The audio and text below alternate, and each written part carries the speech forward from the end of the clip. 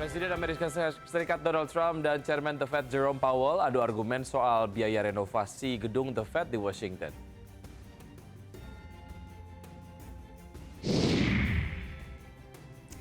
Di tengah ketidakpastian tarif Bank Sentral Eropa mempertahankan suku bunga acuan di level 2%.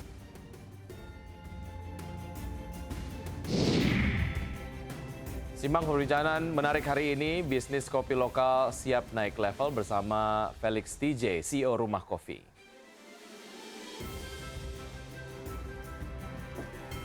Pagi Yasmin. Pagi Wiki. Oke. Di hari Jumat ini tentunya akan ada satu dialog ataupun diskusi yang menarik terkait dengan kopi. Kamu suka kopi nggak? Suka. Suka ya? Iya, Americano the best. Oh, the best ya. Kalau Wiki? Americano, terus kopi gula aren juga rata-rata suka. Tapi paling enak kalau kita menikmati kopi lokal. Nah, nanti di perbincangan yang akan kita tampilkan gitu ya, kita tayangkan kepada pemirsa IDX Channel adalah terkait dengan bagaimana sebetulnya upaya dari Rumah Kopi sendiri untuk bisa menaikkan kopi lokal supaya terus naik level begitu ya. Wah, keren ya. Ya, seru. Ya, dan selama 60 menit ke depan ya Wiki dan juga pemirsa kita akan hadir dengan sejumlah informasi menarik seputar ekonomi dan juga pasar modal. Dan Anda juga bisa menyaksikan kami live streaming di idxchannel.com. Saya Wiki Adrian. Dan saya Asmatania pemirsa, inilah Market Market Buzz. Buzz.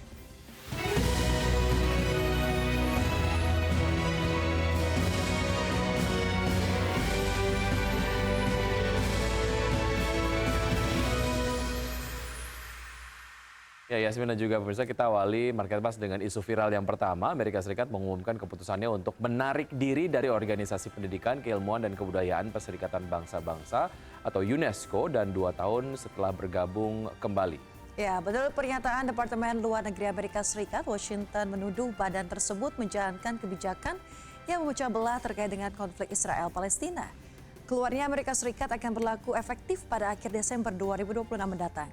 UNESCO menyesalkan penarikan diri Amerika Serikat tetapi mengaku tidak kaget. Oke, baik. Kita lihat komentar-komentar yang disampaikan oleh followers Instagram IDX Channel mengomentari berita yang satu ini, pemirsa, terkait dengan keluarnya Amerika Serikat dari UNESCO ya. Kita lihat komentarnya yang pertama, komentar yang disampaikan oleh Aim Putri Fitri, donatur utama UNESCO cabut, artinya UNESCO nggak punya dana lagi katanya. Aduh, ini memang kalau konflik regional antar daerah di sana ternyata bisa mempengaruhi dengan keluarga UNESCO ini ya. Maksudnya keluarga Amerika dari UNESCO ini ya. Kita lihat di komentar berikutnya pemirsa dari warganet @atala_gs. Biarin saja, nanti juga masuk lagi. Ini kan anak kecil ngambek, maunya tidak dituruti. Nanti jika sudah reda kan tidak ngambek lagi. Oke, kita lihat nanti ya apakah kemudian setelah keluar akan masuk lagi ke UNESCO atau tidak.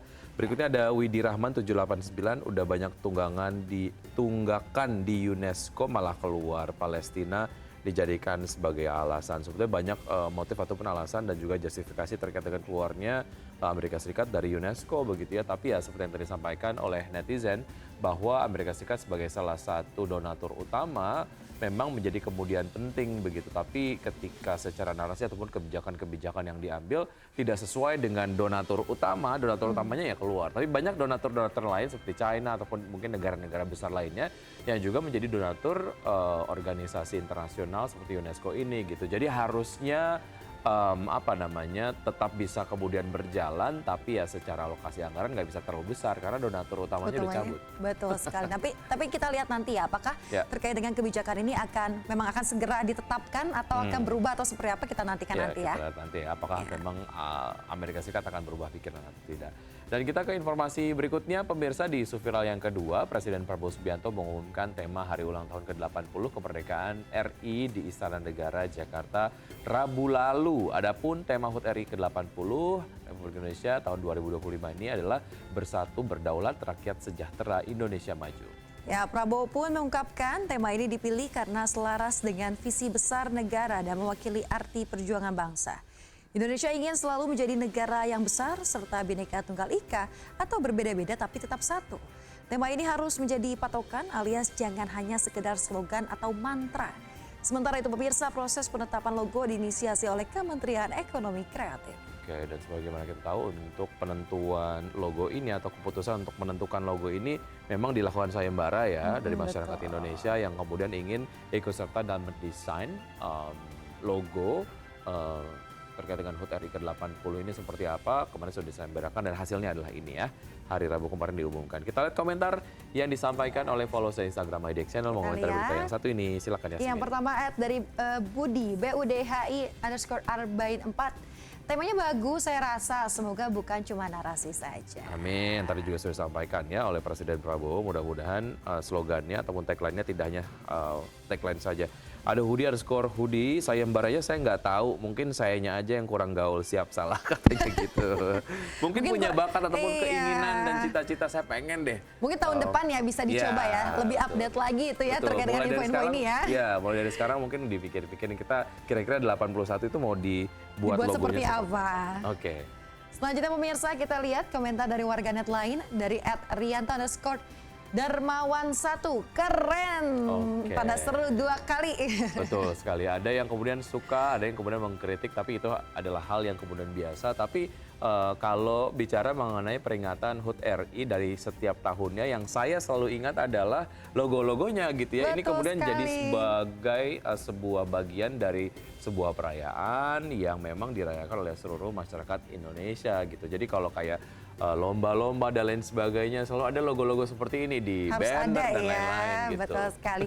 Jadi semoga tidak hanya sebuah logo tadi ya, ini juga memberikan semangat persatuan kesatuan terhadap bangsa Indonesia menginjak usia 80 tahun ya. Betul. Baik, dan kita ke isu viral berikutnya. Pemirsa, Amerika Serikat mengatakan produknya akan terbebas dari sejumlah hambatan non-tarif di Indonesia dan kedua negara mengumumkan kesepakatan dagang pekan lalu. Dan selain itu Indonesia disebut akan membebaskan ekspor kosmetik maksud kami, perangkat medis dan barang-barang manufaktur lainnya dari Amerika Serikat dari persyaratan sertifikasi dan pelabelan yang memberatkan. Ya, Indonesia juga disebut akan menerima standar keselamatan dan emisi kendaraan bermotor Amerika Serikat untuk produk otomotif serta sertifikat Badan Pengawas Obat dan Makanan Amerika Serikat atau FDA untuk produk farmasi dan juga perangkat medis. Indonesia dan Amerika Serikat akan mengesahkan perjanjian perdagangan timbal balik atau the Agreement on Reciprocal Trade dalam beberapa pekan mendatang. Lebih dari 99% produk Amerika Serikat akan bebas dari tarif yang dikeluarkan Indonesia, sementara tarif untuk produk Indonesia akan turun menjadi 19% dari 32%. Oke, baik. Yang dikhawatirkan oleh beberapa ekonom adalah negara-negara lain kalau ngimpor ke Indonesia masih dikenakan tarif, mereka akan cemburu nggak ya? Nah itu dia ya.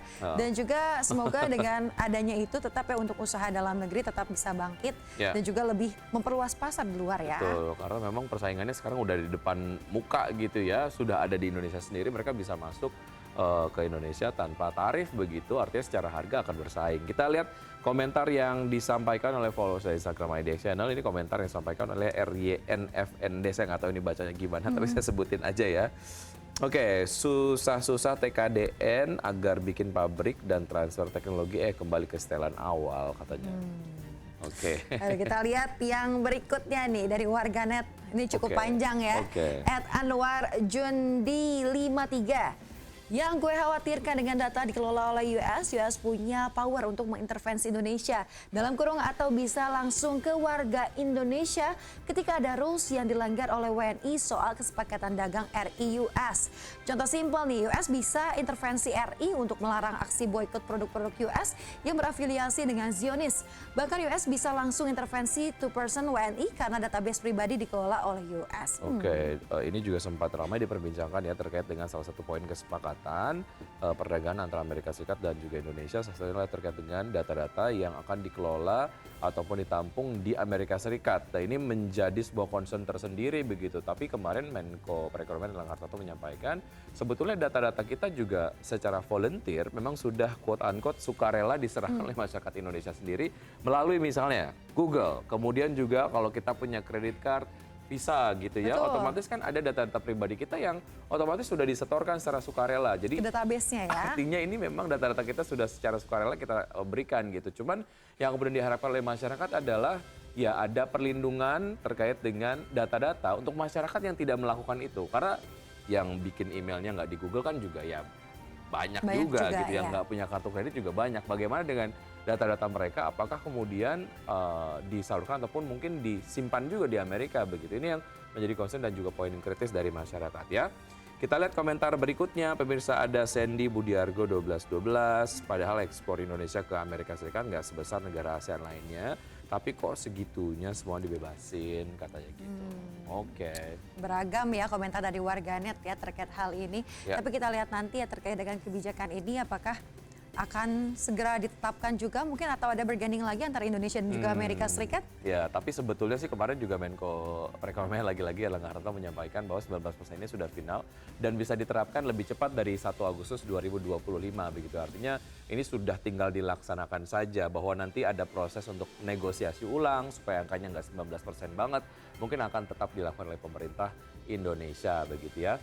Baik, pemirsa kita tinggalkan ketiga isu viral beragamnya biji kopi Indonesia dengan kualitas mumpuni ini membuat kopi dalam negeri mendapatkan tempat spesial di hati penikmatnya. Kualitas yang sangat baik dibungkus dengan kekayaan budaya dan juga narasi keberagaman menjadikan kopi Indonesia layak bertengger di posisi premium. Lalu simak bagaimana Felix TJ, CEO dari Rumah Kopi dengan komitmen kuatnya terus menyokong kopi lokal untuk terus naik kelas. Ya, dan dialognya pemirsa akan kami hadirkan usai jeda berikut bersama rekan kami, Wiki, Ya. Adrian. Tetaplah bersama kami di Market West.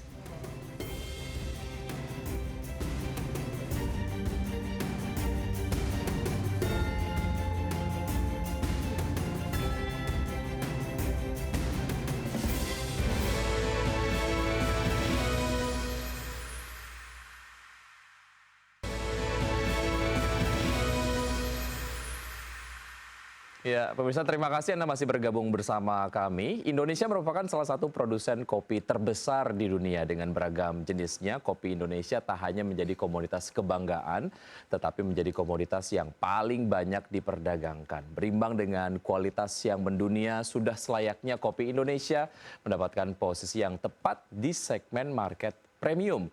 Untuk berbincang mengenai bisnis kopi lokal siap naik level, sudah hadir bersama saya di studio ada Bapak Felix TJ, CEO dari Rumah Kopi. Apa kabar Pak Felix? Baik sekali. Baik, terima kasih. Thank you so much. Sudah hadir di Market Buzz. Terima kasih sudah mengundang saya. Baik, ini menjadi sebuah perbincangan yang menurut saya akan sangat menarik karena saya juga punya ketertarikan tersendiri mengenai kopi dan juga berbagai macam budaya yang berkaitan dengan kopi gitu ya. Nah ini kalau misalnya ngelihat Pak Felix terkait dengan pertumbuhan kopi lokal saat ini, menurut Anda seperti apa? Sangat menjanjikan dan cukup membanggakankah atau seperti apa Pak Felix? Indonesia. Saya nggak perlu di kopinya dahulu deh. Saya sebagai warga negara Indonesia, NKRI, saya ngucap syukur saya sudah dilahirkan di Indonesia sampai umur saya hari ini. I'm very proud to be an Indonesian, number one. And nomor dua, buat saya Indonesia itu terlalu kaya. Terlalu kaya untuk ditinggalkan. Terlalu kaya untuk disia-siakan. Terlalu luar biasa dari Sabang sampai Merauke. So, jadi kalau dibilang saya bangga, bangga banget. Senang banget. Dan mau berupaya untuk bisa membangun setidaknya dari sisi saya dulu sendiri. Kalau mau ikutan silahkan. Kalau enggak apa-apa jadi penonton. Oke. Senang banget jadi warga negara Indonesia. Betul, dan tentu saja bisa membangun Indonesia dari point of view Anda sebagai CEO dari Rumah Kopi begitu ya. Oke. Itu anugerah buat saya diberikan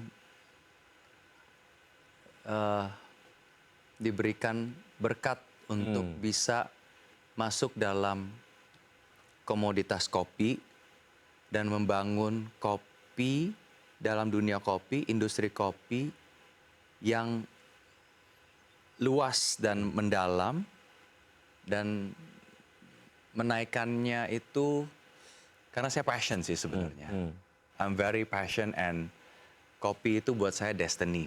Oke. Ya, it's udah fate. Ya, ya. Dari kecil saya ketemu kopi beberapa kali dalam perjalanan kehidupan saya. Jadi yang tadi saya bilang, saya bangga banget dan udah bangga dan saya dianugerahi untuk membesarkan kopi Indonesia. Ya memang Anda sangat cintai dan juga sudah terpapar dari dulu gitu ya. Iya, ya, jadi oke. Tapi kan untuk sampai ke detik hari ini itu saya nggak tahu. Mana ada yang tahu sih besok terjadi apa dalam hidup kita, betul kan?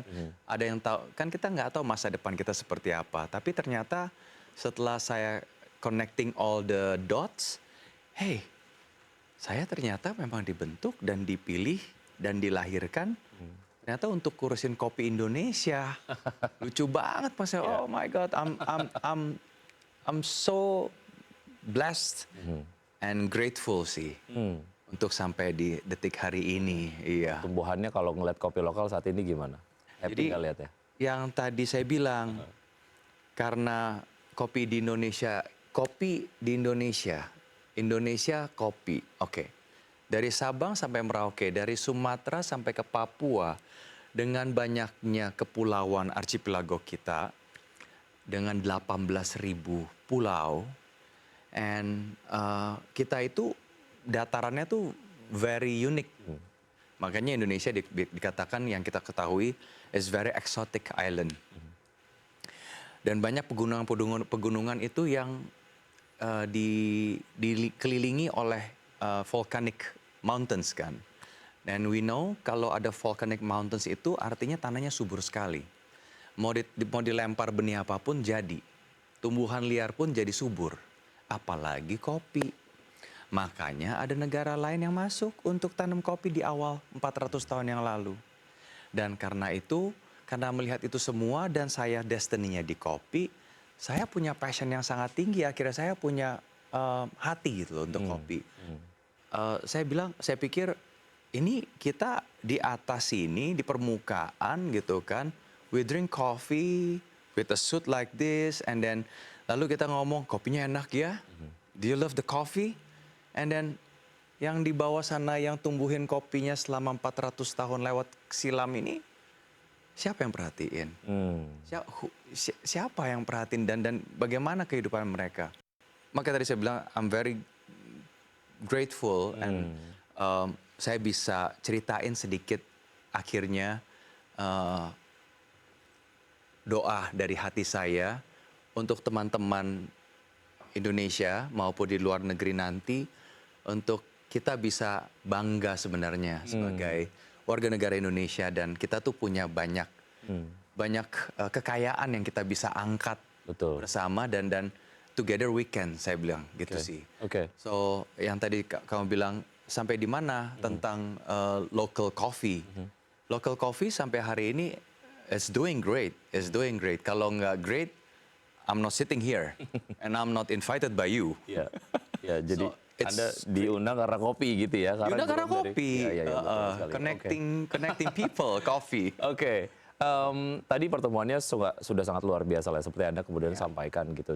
Jadi siapa saja stakeholders ataupun mungkin pihak-pihak yang ikut bertumbuh dengan pertumbuhan kopi yang memang sangat amazing Anda tadi sampaikan, kalau boleh saya simpulkan.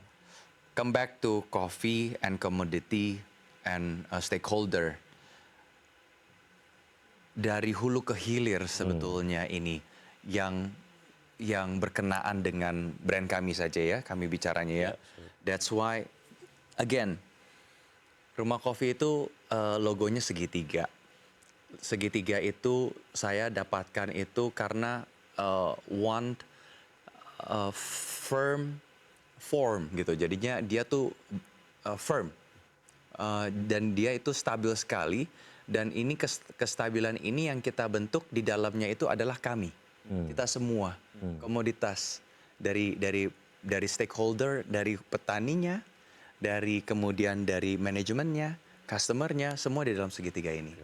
Dan the more we go together untuk kita bisa go strong together we can itu we go closer untuk istilahnya memuliakan nama kopi Indonesia. That's my foundation. Itu filosofi yang saya mau bentuk. Kenapa di dalam segitiga itu ada tangan yang terbuka itu adalah tangan petani sebenarnya. Tangan petani yang keluar ada dari nadi mereka itu tumbuhan kopi.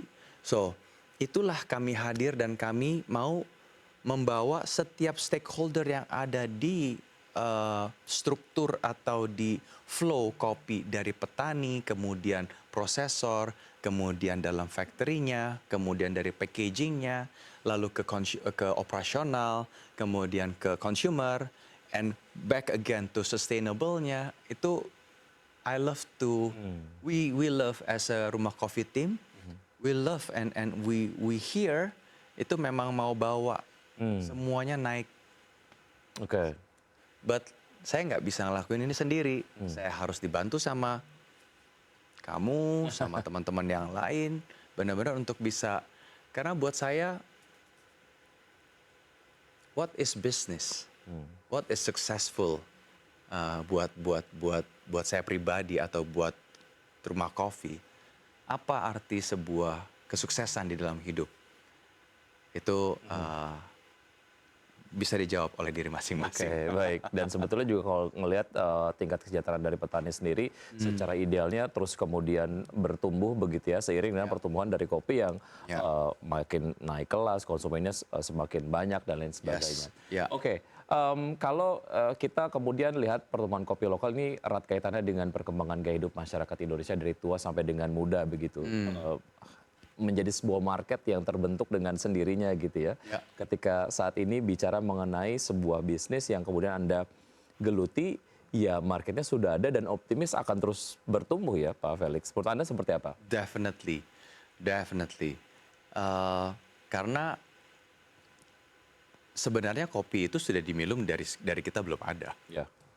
Jadi, It's just tadi dibilang 400 tahun ya ditanam di. Iya, karena saya pelajarin semua sejarahnya itu, kopi itu memang diminum karena memang untuk sehari-hari mereka minum.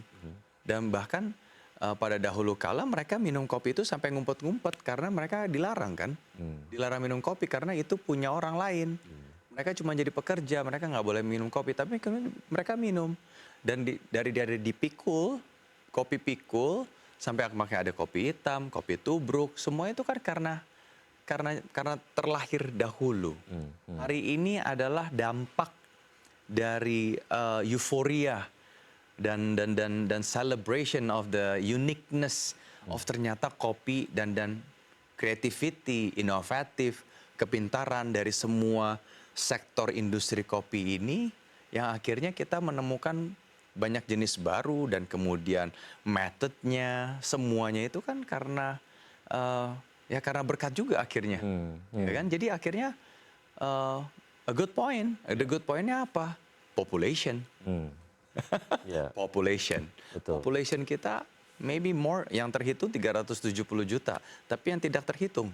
Dan itu majority I think karena kita juga dari population itu consumer behavior-nya FOMO, so it's a good point. Maka itu banyak teman-teman yang dari luar negeri pun juga join the club to Indonesia to celebrate the coffee party in our country, betul kan? So jadi kalau dibilang dari tua sampai muda, yes it is dari tua sampai muda.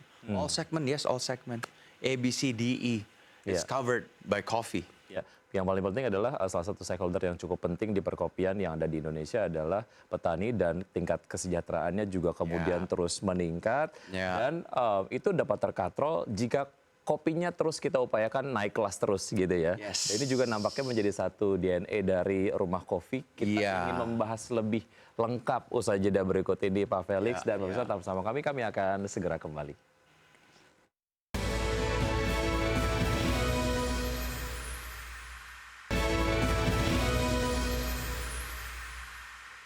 Terima kasih Anda masih bergabung bersama kami, pemirsa, dan saya masih berbincang bersama Bapak Felix TJ, CEO dari Rumah Kopi. Kalau tadi kita sudah berbincang mengenai bagaimana pertumbuhan kopi lokal di Indonesia yang memang sangat membanggakan begitu ya. Tapi kemudian harapannya semakin naik kelas kopi Indonesia, yang di bawahnya salah satu stakeholder pentingnya adalah petani juga secara kesejahteraan juga meningkat dan itu memerlukan upaya dari kita semua. Salah satunya juga memerlukan upaya dari Rumah Kopi sendiri gitu. Nah soal ini berkaitan dengan apa yang Rumah Kopi bring to the table gitu ya. It's not just about menjual kopi kepada konsumen, tapi ada value-value di belakangnya gitu. Mungkin Pak Felix bisa elaborasi ini lagi. Oke, thank you. Awalnya sebetulnya our target market dulu sih. Target market kami mencoba untuk, saya lama di FMCG. Saya punya pengalaman di FMCG. ada track record di FMCG dari saya kecil, saya muda, itu saya mulai masuk di FMCG World. And then karena setelah saya mengerti tentang consumer behavior and market dari A to E-nya, lalu akhirnya saya berpikir mau masuk kemana lagi ini, karena dulu saya juga sudah pernah di coffee, and saya sekarang buka coffee lagi gitu kan. Akhirnya saya pikir saya nggak mau rumble in the red ocean and fight, jadi capek. Saya pernah di situ soalnya. Akhirnya oke, let's go up. The very top scale of coffee. Indonesia belum ada. Saya pikir, oke, let's go premium. Let's go premium. Dan memang saya tahu itu akan jadi challenge yang cukup besar untuk kami di Rumah Kopi untuk bisa go premium on coffee Indonesia. Karena segmen challenge-nya nggak hanya untuk di marketnya, tapi di segala sektor. Karena to be premium, we need lots of extra hard work. Extra miles-nya banyak kan kalau mau jadi premium kan. Nggak boleh ada sedikit kesalahan atau apa, seperti itulah ya. But like I think we should try. We have to try. And then I think itu yang dibekalin sama saya, dan kenapa sampai hari ini saya ada di FMCG, I think that's bekalnya untuk saya bisa move forward and like leap up untuk bisa sampai ke sana. Nah, lalu tadi pertanyaannya dari target market itu, kalau kita nggak bisa appreciate yang tadi saya awal bilang, kekayaan Indonesia. Negara mana yang paling kaya? I'm sorry, saya harus membanggakan Indonesia dulu nih. Memang we have to. Iya. Negara Indonesia sangat kaya sekali dengan budi budayanya. Kaya banget.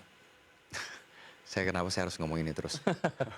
I need to emphasize this. Iya. So, karena kaya, masa kita jual murah? Kita bukan murahan. So, jadi let's do it right. Karena negara kita kaya. Belum saja dijahit dengan baik. Dengan baik untuk kita serve dengan sebaiknya. It's about positioning kan. 4P-nya kan kita paham. Right? Kita tahu produknya, kita tahu place-nya, kalau setelah kita udah tahu semuanya, definitely we know the price. It's more than harga yang kita bisa. Oke, sekarang saya tanya ke kamu, paling gampang saya tanya balik. Kebudayaan sekarang yang saya punya Rambadia. Oke, Rambadia itu dikenal dari Sumatera Utara, Tapanuli, and they have a tradition dengan kain ulosnya. Can you name the price of kain ulos? Yeah. Can you name the price of the culture yang kita bisa naikkan? Ada price-nya? Nggak terukur ya. That's the thing. Betul, karena kan sering sekali kita dengar bahwa kopi Indonesia mendunia, artinya secara level memang sudah sangat pantas untuk kemudian kopi Indonesia ya ditawarkan dan juga dibungkus dengan satu hal yang sangat premium gitu, sesuai dengan value-value yang ada di dalamnya gitu ya. The best thing-nya lagi, di tempat origin yang lahir kopi-kopi tersebut, ada kulturnya, ada tariannya, ada Indonesian folklore song-nya. Isn't it amazing? Ada keindahan alamnya, flora dan faunanya. Nah, gimana tuh? Nggak dibawa? Bawa dong, ceritain. That's the majestic story yang kita harus ceritain. Apalagi kita bisa ceritain? So I think I'm too excited. Ya, itu yang akhirnya menjadi sebuah bagian yang tidak bisa terpisahkan, kopi dan juga budayanya begitu ya.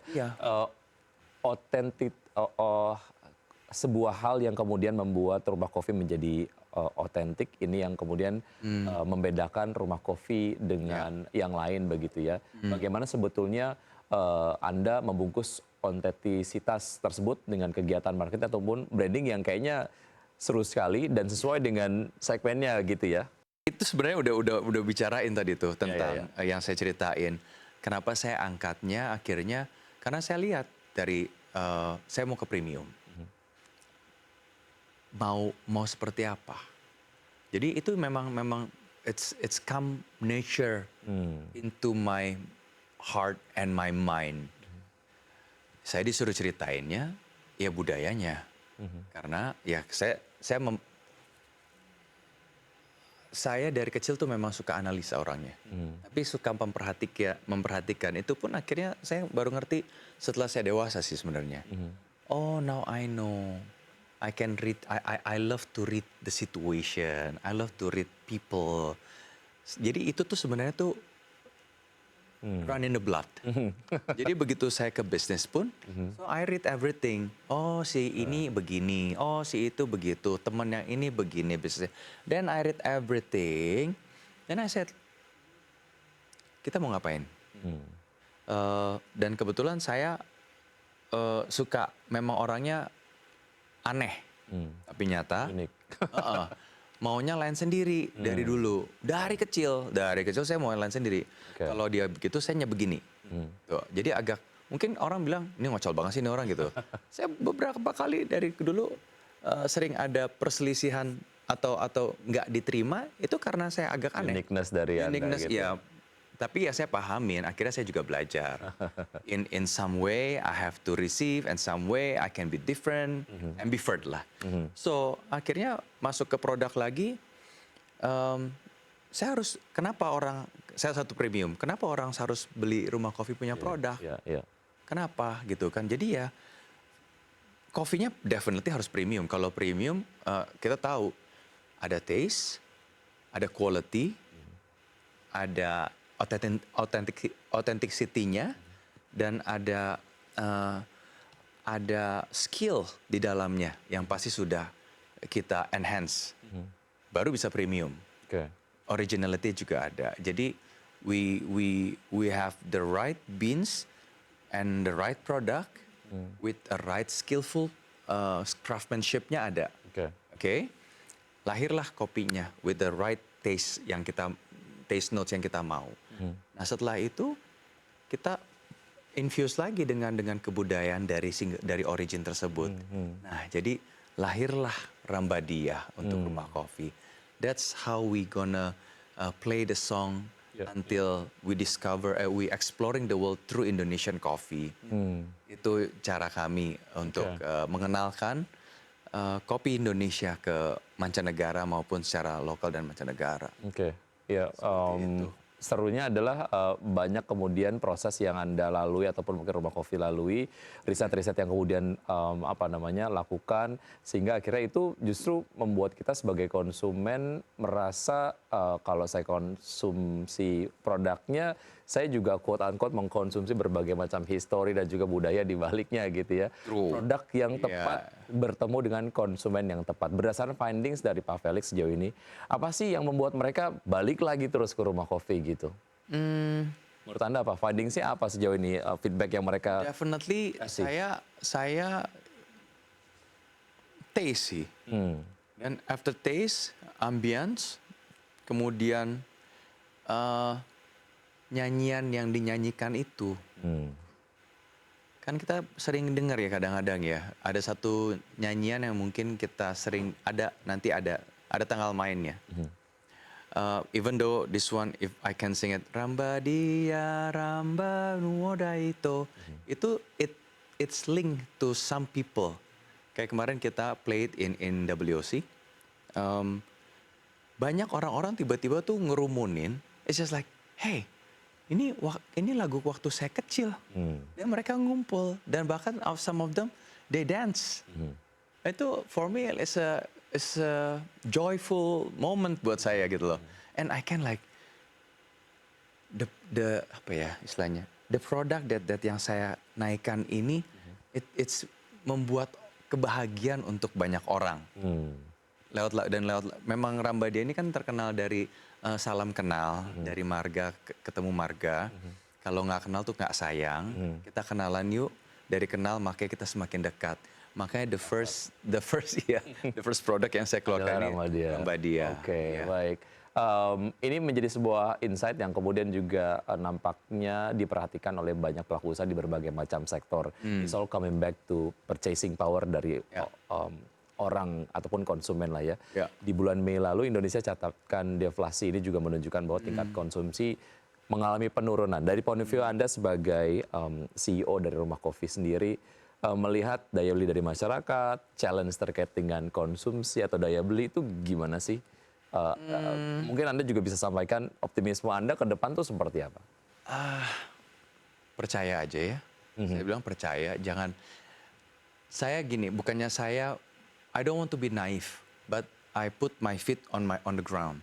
Artinya adalah saya tahu realita, tapi kalau mikirin realita nggak ada selesai-selesainya. That's the fact, right? Kalau misalnya, aduh di luar sana beritanya gini. I know, we all know that will happen. Dan what's next? Recession will happen, inflation will happen, krisis moneter will happen. And then what? Ya, keep on moving, keep on fighting.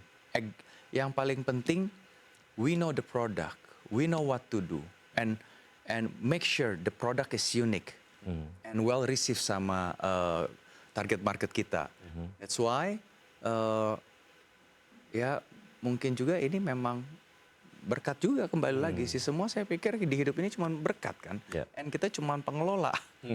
Ya kan? Jadilah pengelola yang benar dan dikasih hikmat, and kita coba mainkan, and then saya masuknya makanya ke premium market. At least agak stable. Memang ada sloping, but amazingly on beberapa outlet yang kami milikin masih cukup stable ya. Hanya memang di awal tuh slowing down, and then coming to this April, May, June, it's keep on moving up. Karena ya, dan price wise-nya kami juga nggak terlalu murah-murah banget. Ya gitu. Ya, ini menjadi sebuah bekal sebetulnya untuk kemudian Rumah Kopi sendiri merasa terus optimis terkait dengan pertumbuhan market yang ada di Indonesia, dan yang paling penting adalah konsumen sendiri dapat merasakan juga budaya dan juga value-value dari sebuah produk kopi gitu ya. Dan banyak orang yang kemudian juga bisa mendapatkan berkah tadi ketika kemudian kita menjadi konsumen dari sebuah produk kopi yang banyak cerita di belakangnya gitu. Jadi when you helping together weekend kamu belanja Rumah Kopi, nggak cuman kamu nggak akan istilahnya, oh saya belanja untuk perusahaannya, enggak. Karena kamu belanja juga untuk menghidupkan teman-teman yang ada di sana nanti, karena kita punya program sustainable-nya, and it's very transparent.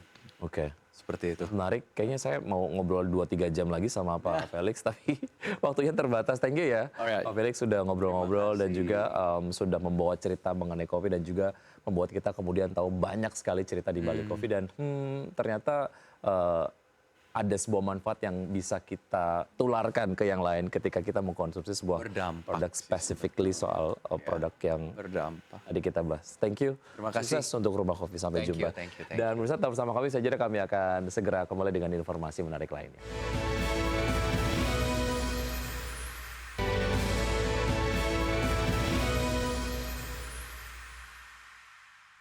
Terima kasih Anda masih bergabung bersama kami. Pemirsa, indeks harga saham gabungan atau IHSG kembali rebound signifikan ke level 7.500-an.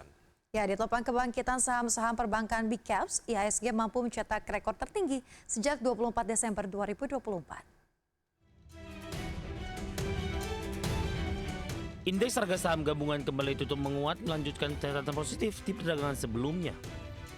Mengutip data Bursa Efek Indonesia, IHSG tutup menguat 0,83% di level 7.530,90 di Kamis. Adapun IHSG dalam 2 pekan terakhir bergerak boncer dan menembus level 7.500 yang menandai level tertinggi tahun ini dan mencetak rekor tertinggi sejak 24 Desember 2024. Kenaikan IHSG-nya ditopang 3 indeks sektoral dari total 11 sektor di BEI. Sektor keuangan menguat signifikan 3,03%, disusul sektor perindustrian naik 0,77% dan sektor barang baku melaju 0,14%. Sementara itu beberapa sektor yang melemah dalam diantaranya seperti energi turun 0,75%, Sektor kesehatan melemah 0,70%, teknologi koreksi 0,64%. Sektor properti dan real estate terdepresiasi 0,63%. Mengutip Refinitiv, saham-saham sektor keuangan yang jadi penopang IHSG diantaranya saham PT Sinarmas Multi Arta Tbk atau SMMA. Ditutup menguat signifikan 19,97% di level Rp18.925 per saham, sentuh arah dan menyumbang 25,13 indeks poin ke penguatan IHSG. Saham PT Bank Rakyat Indonesia Persero Tbk atau BBRI ditutup menguat 3,95% di level Rp3.950 per saham dan berkontribusi 24,72 indeks poin. Saham PT Bank Mandiri Persero Tbk atau BMRI ditutup menguat 3,56% di level Rp4.800 per saham dan berkontribusi 10,5 indeks poin ke IHSG. Selain sektor finansial, dari sektor perindustrian saham PT Astra International Tbk atau ASI ditutup menguat 2,02% di level Rp5.050 per saham dan menyumbang 4,44 indeks poin ke IHSG. Adapun IHSG terdampak positif dari sentimen Presiden Amerika Serikat Donald Trump telah mengumumkan kesepakatan terbesar yang pernah dibuat dengan Jepang, di mana Tokyo akan menginvestasikan $550 miliar Amerika ke Amerika Serikat dan membayar tarif sebesar 15%. Dari berbagai sumber untuk ADX Channel. Pemirsa, Presiden Amerika Serikat Donald Trump dan Chairman The Federal Reserve Jerome Powell terlibat adu argumen soal biaya renovasi kantor pusat The Fed di Washington. Ya, insiden ini terjadi saat Trump melakukan kunjungan ke gedung bank sentral tersebut yang dinilai sebagai bagian dari tekanan politik agar Powell menurunkan suku bunga atau mundur dari jabatannya. Dalam kunjungan yang disorot media, Trump dan Powell terlihat bersama-sama meninjau lokasi proyek sambil menggunakan helm putih helm putih konstruksi. Sebelum berbicara kepada wartawan, Trump menyebut biaya renovasi dua gedung bersejarah milik The Fed telah melampaui 3,1 miliar dolar Amerika. Namun Powell langsung membantah klaim tersebut dan mengatakan bahwa angka tersebut mencakup biaya pembangunan gedung Martin yang telah selesai 5 tahun lalu. Dalam kesempatan yang sama, Trump juga buka suara soal niatnya memecat Powell dari posisi Chairman The Fed, di mana Trump mengisyaratkan mundur dari niat tersebut. Namun demikian, Trump tetap menegaskan keinginannya agar suku bunga diturunkan secepatnya. It looks like it's about 3.1 billion. It went up a little bit, or a lot. So the 2.7 is now 3.1. I'm not aware of that. Yeah, it just came out. Yeah, I haven't heard that from anybody at the Fed. Yeah, it just came out. Our notes had it about 3.1 as well. 3.1. 3.2. This came from us? Yes. I don't know who does that. You're including the Martin renovation. You just added. That's our entire capital. Yeah, you just added in a third building is what that is. That's a third building, Well, including no, the but Martin building. it's a building that's being built. No, it was built 5 years ago. We finished Martin 5 years ago. It's part of the overall. Ya, interaksi yang cukup intens ya antara keduanya ini memang menunjukkan ketegangan antara Jerome Powell dan juga Presiden Amerika Serikat Donald Trump gitu.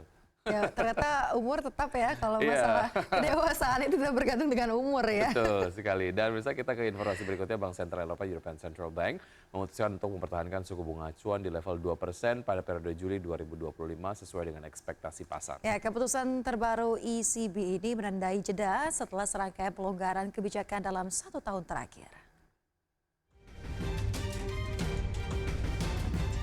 Bank Sentral Eropa European Central Bank memutuskan untuk mempertahankan suku bunga acuannya di level 2% pada Kamis 24 Juli 2025 sesuai ekspektasi pasar. Keputusan ini menandai jeda setelah rangkaian pelonggaran kebijakan dalam 1 tahun terakhir, sehingga Bank Sentral menanti kejelasan mengenai hubungan dagang antara Uni Eropa dan Amerika Serikat. Dengan inflasi kini telah kembali ke target 2%, dan suku bunga telah turun dari 4% sejak Juni 2024, ECB tidak merasa terdesak untuk melakukan perubahan kebijakan segera. Domestic pressures have continued to ease, with wages growing more slowly. Partly reflecting our past interest rate cuts, the economy has so far proven resilient overall in a challenging global environment. At the same time, The environment remains exceptionally uncertain, especially because of trade disputes.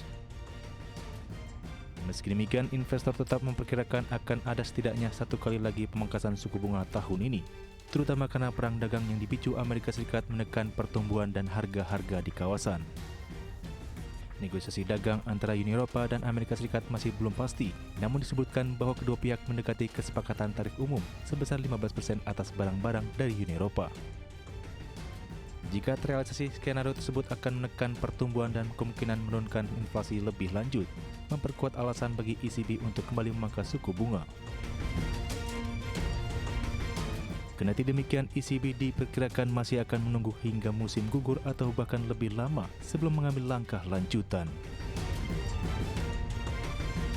Berbagai sumber untuk IDXNO.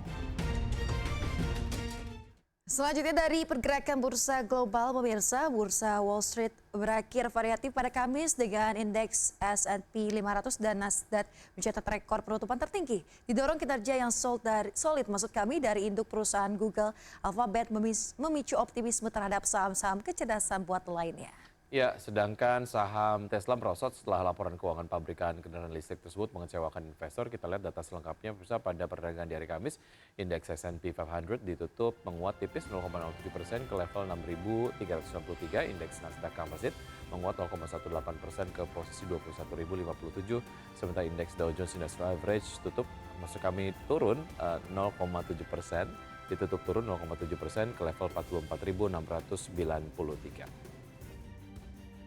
Sementara itu, bursa saham Eropa berakhir di zona hijau pada hari Kamis setelah Bank Sentral Eropa mempertahankan suku bunga sesuai dengan perkiraan. Sementara investor menyambut baik laporan keuangan yang solid dari Bank KKP dan meredanya ketegangan perdagangan dengan Amerika Serikat. Indeks Pan Eropa Stock 600 ditutup naik 0,24% ke level 551,55. Dex Jerman menguat 0,23% ke posisi 24.293. FTSE 100 Inggris naik 0,85% ke posisi 9.138,37.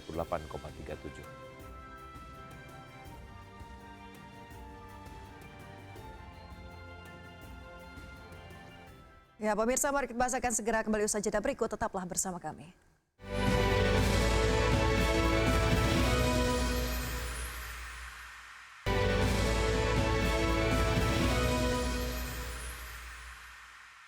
Terima kasih Anda masih bergabung sama kami. Bersama Amerika Serikat dan Indonesia resmi menyepakati kerangka kerjasama untuk merundingkan Agreement on Reciprocal Trade atau perjanjian perdagangan resiprokal. Ya, Menteri Koordinator Bidang Perekonomian Airlangga Hartarto menilai dengan hadirnya Joint Agreement on Reciprocal Trade atau perjanjian perdagangan resiprokal Amerika-Indonesia tersebut akan memperkuat hubungan ekonomi bilateral dan memberikan akses pasar lebih luas bagi Indonesia. Selain itu, kerangka kerjasama ini merupakan kelanjutan dari kerjasama jangka panjang yang telah dibangun sejak penandatanganan Trade and Investment Framework Agreement pada 16 Juli 1996 silam. Dalam pernyataan bersama atau joint statement yang dirilis Gedung Putih, disebutkan bahwa Indonesia akan menghapus sekitar 99% tarif untuk seluruh produk industri serta produk pangan dan pertanian asal Amerika Serikat. Sebagai timbal balik, Amerika Serikat akan menurunkan tarif menjadi 19% untuk barang asal Indonesia sebagaimana tertuang dalam Executive Order 14257 yang ditetapkan pada 2 April 2025. Beberapa pokok yaitu Indonesia akan diberikan juga tarif yang lebih rendah 19% untuk beberapa komoditas. Nah, yang dikatakan adalah komoditas sumber daya alam yang tidak diproduksi oleh Amerika Serikat. Seperti kelapa sawit, kopi, kakao, produk agro, dan juga produk mineral lainnya. Termasuk juga komponen pesawat terbang dan juga komponen daripada produk industri di kawasan industri tertentu seperti di Free Trade Zone. Jadi itu sedang dalam pembahasan dan itu dimungkinkan lebih dari 19%, lebih rendah dari 19% dan dimungkinkan mendekati 0%. Seperti kita tahu. Ya, pemirsa, sebelum kita akhiri Market Flash, kita akan simak terlebih dahulu update dari pergerakan IHSG di pukul 9:27 waktu Indonesia bagian Barat. Kami tayangkan langsung dari RTI. Sejauh ini ISG bergerak menguat dengan penguatan 0,12% di level 7.535,455. 5 saham top gainers diantaranya adalah Dakras, kemudian juga Bufa, BKSL, NICL, dan juga ESA. Top losers ada Goto, BBNI, AMMN, Astra Internasional, dan juga Mina. Dan pergerakan sektoral, finance ataupun sektor keuangan memimpin penguatan dengan penguatan sejauh ini 1,85%, dan sektor kesehatan memimpin pelemahan dengan pelemahan sejauh ini di area 0,97%. Ya, baik pemirsa, 60 menit sudah kami menemani Anda dalam Market Pasar ini. Semoga pembahasan hari ini dapat menjadi referensi dan juga sumber informasi untuk Anda. Ya, tetap berbaru informasi Anda hanya di IDEX Channel, ya Trustworthy and Comprehensive Investment Reference. Jangan lupa untuk menyaksikan program First Session Closing di hari Jumat ini pukul 11.30 waktu Indonesia bagian Barat.